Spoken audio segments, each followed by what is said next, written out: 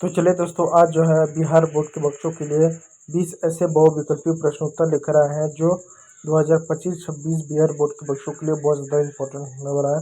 और इस क्लास को आप बिल्कुल स्किप मत कीजिएगा क्योंकि ये वीडियो आप लोग के लिए बहुत ज़्यादा इंपॉर्टेंट होने वाला है।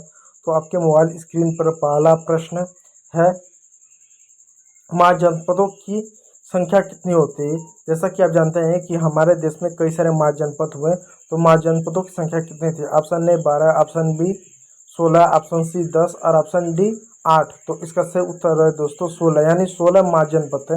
भारत में कुल मिला जुला के टोटल 16 महाजनपद थे। ठीक है, ये पहला प्रश्न। दूसरा प्रश्न आपके मोबाइल स्क्रीन पर, बौद्ध धर्म के संस्थापक कौन थे? यानी बौद्ध धर्म की स्थापना किसने की?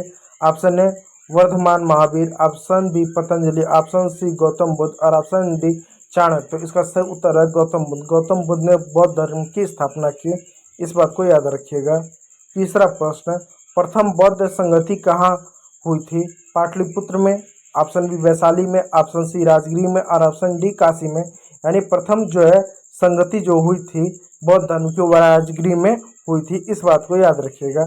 चौथा प्रश्न आपके मोबाइल स्क्रीन पर, मगध की राजधानी क्या थी? यानी जो मगध राज्य था, जिसको वर्तमान में आज हम बिहार राज्य के नाम से जानते हैं, उसकी राजधानी क्या थी? Option A Vaishali, option B Kaushambi, option C Rajgir और ऑप्शन डी अयोध्या। तो सही उत्तर है राजगीर। यानी जो मगध की सबसे पहले जो राजधानी थी वो क्या थी?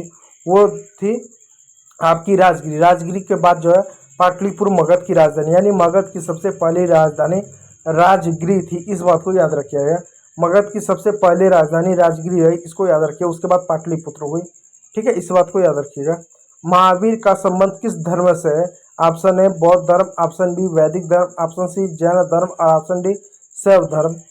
तो इसका सही उत्तर है, देखिए दोस्तों, जो महावीर स्वामी थे उनका जो धर्म था वो जैन धर्म था, यानी वो जैन धर्म से संबंधित थे महावीर जैन स्वामी। और 24वें क्या तीर्थंकर थे जैन धर्म के। छठवां प्रश्न, अशोक किस वंश का महान सम्राट था? यानी अशोक किस वंश के राजा थे? ऑप्शन ए गुप्त वंश, ऑप्शन बी मौर्य वंश, ऑप्शन सी नंद वंश और ऑप्शन डी शक वंश। तो सही उत्तर है अशोक जो थे मौर्य वंश के शासक रहे। सातवां प्रश्न, अशोक ने कलिंग युद्ध के बाद कौन सा धर्म अपनाया? यानी अशोक ने कलिंग युद्ध के बाद कौन सा धर्म अपनाया? तो देखिए, कलिंग युद्ध के पहले अशोक जो थे वो हिंदू राजा थे, लेकिन जो कलिंग युग में इतना नरसंहार हुआ, इतने लोगों की जाने गए, उससे देखते हुए जो अशोक थे उनका हृदय परिवर्तन हो गया और उन्होंने क्या किया था? बौद्ध धर्म को अपना लिया था। क्योंकि बौद्ध धर्म जो है हिंसा पर बल नहीं देता है, वो हिंसा पर बल नहीं देता, वो अहिंसा की बात करता है, वो जियो और जीन दो की अवधारणा की बात करता है। इसलिए अशोक ने क्या बौद्ध धर्म को अपनाया। चलिए, आठवां प्रश्न, गुप्त वंश की स्थापना किसने की? यानी गुप्त जो वंश था उसकी स्थापना किसने की? जैसा कि मौर्य वंश की स्थापना चंद्रगुप्त मौर्य ने की, तो गुप्त वंश की स्थापना किसने की? Option A Samudragupta, option B Chandragupta प्रथम और ऑप्शन सी कुमारगुप्त और ऑप्शन डी स्कंदगुप्त। चंद्रगुप्त प्रथम ने क्या किया था? गुप्त वंश की स्थापना की थी, इस बात को याद रखिएगा। चलिए, इलाहाबाद स्तंभ लेख किस गुप्त सम्राट से संबंधित है? यानी इलाहाबाद में आपको एक स्तंभ देखने को मिलेगा, वो स्तंभ किस गुप्त शासक से संबंधित है? किस गुप्त सम्राट से संबंधित है? Option A Samudragupta, option B Chandragupta द्वितीय, ऑप्शन सी स्कंदगुप्त द्वितीय और ऑप्शन डी हर्षवर्धन। देखिए दोस्तों, यहाँ पर बहुत बार चंद्रगुप्त नाम आ रहा है, चंद्रगुप्त प्रथम, चंद्रगुप्त द्वितीय, ऐसा क्यों? देखिए दोस्तों, हमारे भारत में जो इतिहास रहा उसमें एक परंपरा रही, कुछ ऐसे राजा हुए जो बहुत ही महान राजा माना जाता था, तो आमतौर पे उन महान राजा का नाम लोग एक उपाधि के तौर पर रखते थे, जिससे अपने आप को ज़्यादा गौरवशाली, अपने आप को ज़्यादा महान या अपने आप को ज़्यादा योग्य दिखाते थे। जैसे कुछ ऐसे राजा हुए हैं जो कहीं ना कहीं ज़्यादा अपने आप को योग्य हुए, अपने आप में वो बहुत ज़्यादा योग्य, जैसे चंद्रगुप्त हो गए। फिर उसके बाद आपने हर्षवर्धन का नाम सुना होगा, फिर राजा कृष्णदेव राय का नाम सुना होगा। ये कुछ ऐसे राजा हुए जो कहीं ना कहीं ज़्यादा प्रसिद्ध हुए, ज़्यादा बेहतर शासक हुए। तो आमतौर पे आपको विजयनगर, कृष्णदेव राय प्रथम, कृष्णदेव राय द्वितीय, ऐसे नाम आपको देखने को मिलेगा। वो ऐसे नाम इस वजह से देखने को मिलेगा क्योंकि ये जो अन्य इनके बाद जो राजा हैं, इनके नाम इस वजह से लगाए क्योंकि ये बहुत ज़्यादा प्रसिद्ध रहे, बहुत ज़्यादा महान रहे, योग्य रहे, और उन्होंने उनका नाम उपयोग करके अपने नाम की जगह लगाए, ये दिखाने के लिए क्या हम भी उनकी तरह महान है, योग्य है। इसलिए जैसे चंद्रगुप्त महान शासक हुए, तो उनके बाद भी बहुत सारे ऐसे शासक आए जिन्होंने अपने नाम क्या किए, चंद्रगुप्त प्रथम, चंद्रगुप्त द्वितीय, चंद्रगुप्त तृतीय, ऐसे नाम का उन्होंने प्रयोग किया। इस बात को याद रखिएगा। तो समुद्रगुप्त ने इलाहाबाद स्तंभ में उसका क्या संबंधित है, तो इलाहाबाद में जो स्तंभ मिला, जो प्रयागराज में जो स्तंभ मिला, वो समुद्रगुप्त ने बनवाया था। इस बात को याद रखिएगा।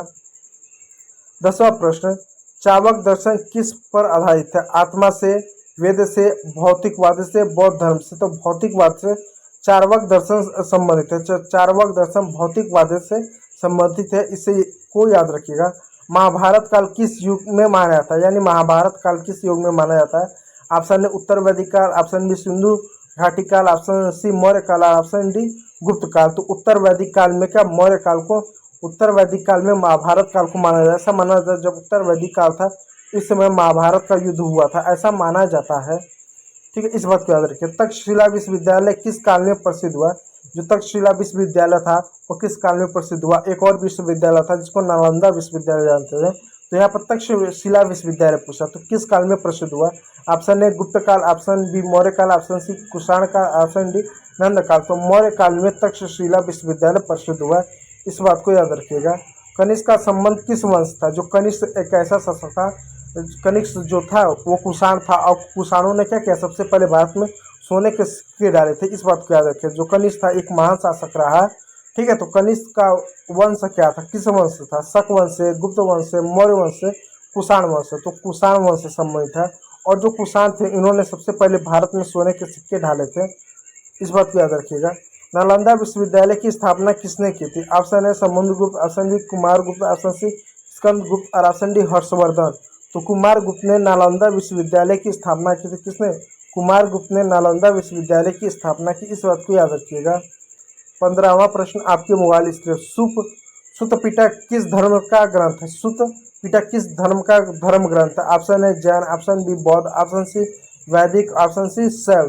तो सही उत्तर है बौद्ध धर्म से क्या सुत पिटक संबंधित है, यानी बौद्ध धर्म का पवित्र धर्म ग्रंथ हम सुत पिटक को मानते हैं। इस बात को याद रखिएगा। चलिए अगला प्रश्न, बौद्ध धर्म के दो प्रमुख संप्रदाय कौन से थे? यानी बौद्ध धर्म का दो प्रमुख संप्रदाय कौन थे? बौद्ध धर्म के दो प्रमुख संप्रदाय कौन से हैं? ऑप्शन ए वेदांत और योग, महायान और हीनयान, शैव और वैष्णव, जैन तथा बौद्ध।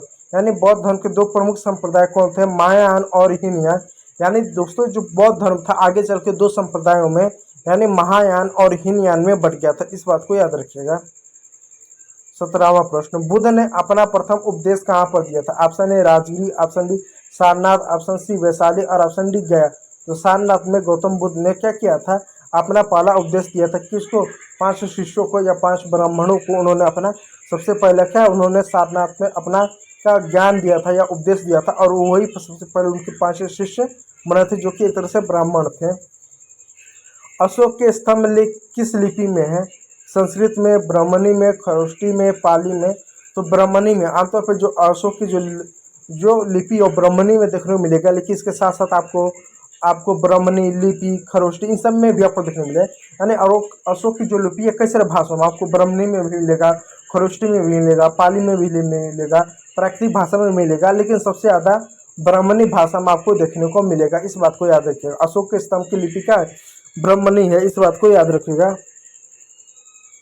19वां प्रश्न, अर्थशास्त्र नामक ग्रंथ किसने लिखा? यानी अर्थशास्त्र नामक पुस्तक किसने लिखा, इसको बताना है। तो इसका उत्तर दीजिए। Option A Kalidas, option B Patanjali, option C Chanakya और ऑप्शन डी वात्स्यायन। तो इसका सही उत्तर है दोस्तों चाणक्य। यानी जो चाणक्य थे, जो चंद्रगुप्त मौर्य के प्रधानमंत्री हुए, उन्होंने क्या अर्थशास्त्र नामक एक पुस्तक लिखी जो राजनीति से संबंधित थी। इस बात को याद रखिएगा।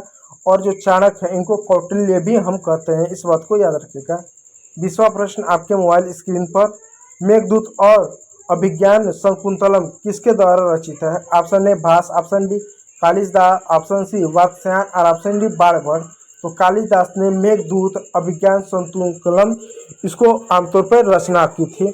तो मेघदूत हुआ, अभिज्ञान शकुंतलम यह क्या कालिदास ने लिखा था। तो ये 20 प्रश्न ऐसे थे जो आपके बिहार बोर्ड 2025-26 बोर्ड परीक्षा के लिए बहुत ज़्यादा इंपॉर्टेंट है। तो आप इस प्रश्नों को रख लें। इन प्रश्नों को आप PDF के रूप में कन्वर्ट आपको मिलेगा, आप उसको नोट कर लें ताकि आप जब बोर्ड पेपर देने जाए तो इन प्रश्नों का रिवीजन करके जाए। इनमें से कुछ ऐसे प्रश्न हैं जो बहुत ज़्यादा इंपॉर्टेंट है, जो आपके बोर्ड पेपर में रिपीट होगा। यदि वीडियो अच्छा लगा हो तो एक लाइक कीजिएगा, चैनल को सब्सक्राइब कीजिएगा। वीडियो देखने के लिए बहुत बहुत धन्यवाद।